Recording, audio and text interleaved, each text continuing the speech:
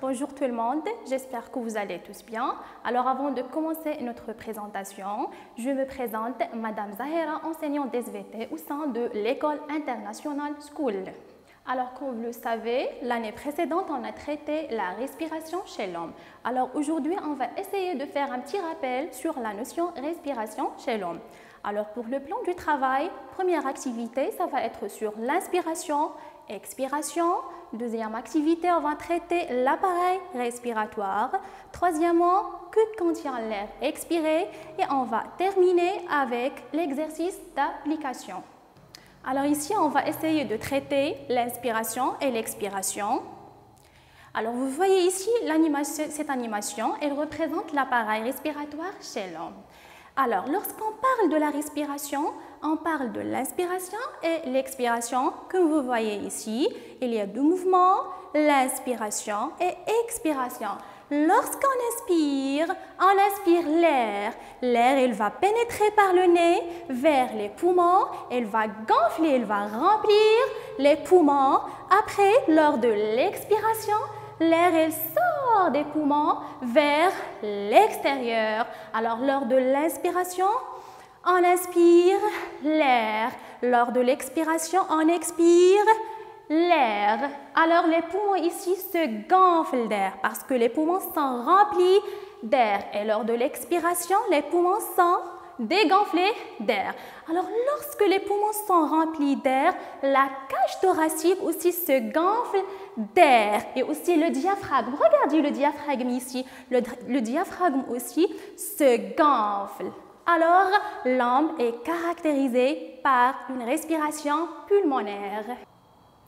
Alors, comme conclusion, la respiration, il s'agit d'un processus physiologique qui se manifeste en deux mouvements.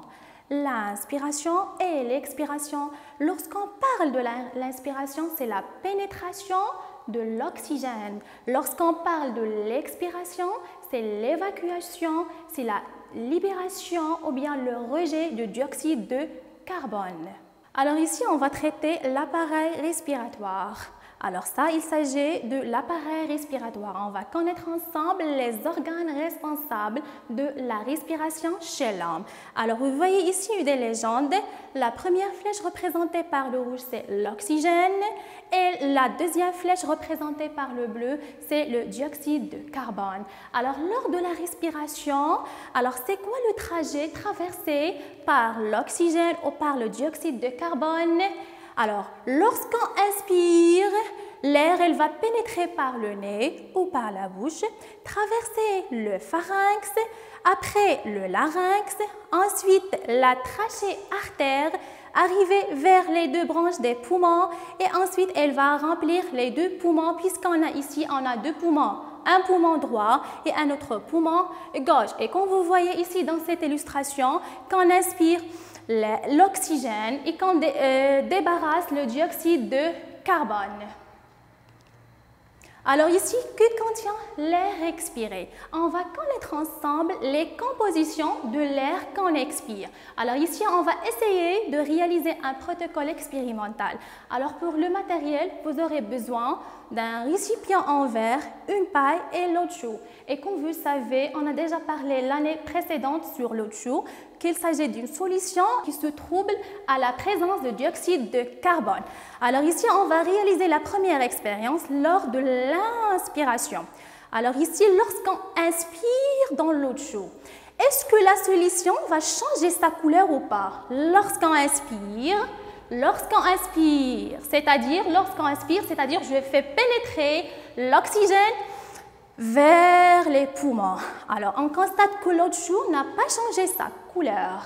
Alors, la deuxième expérience, c'est lors de l'expiration. Lorsqu'on expire dans la paille, essayez de souffler dans la paille. Lorsqu'on souffle dans la paille, on constate que l'eau de chaux a changé la couleur. Pourquoi? Pourquoi à votre avis? Parce qu'on a dit que l'eau de chaux, elle se change, la couleur, elle se trouble à la présence de dioxyde de carbone. Lorsqu'on a expiré ici à l'eau de chaux a changé la couleur, c'est-à-dire que l'O2 ici, elle contient le dioxyde de carbone que l'air qu'on a expiré et contient le dioxyde de carbone. Alors, le premier composant de l'expiration de l'air qu'on expire, c'est la présence de dioxyde de carbone.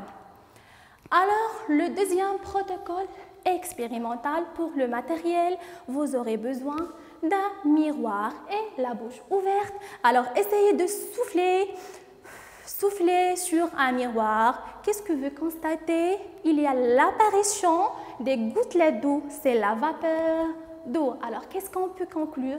Que lors de l'expiration, on expire quoi? On expire la vapeur d'eau. Alors, c'est le deuxième indicateur de l'air expiré, c'est la vapeur d'eau. Exercice d'application. Alors, on va essayer de faire des exercices d'application. Complète la phrase avec le nom des gaz qui conviennent. Notre appareil respiratoire apporte nécessaire au bon fonctionnement de l'organisme et débarrasse le corps du et de la.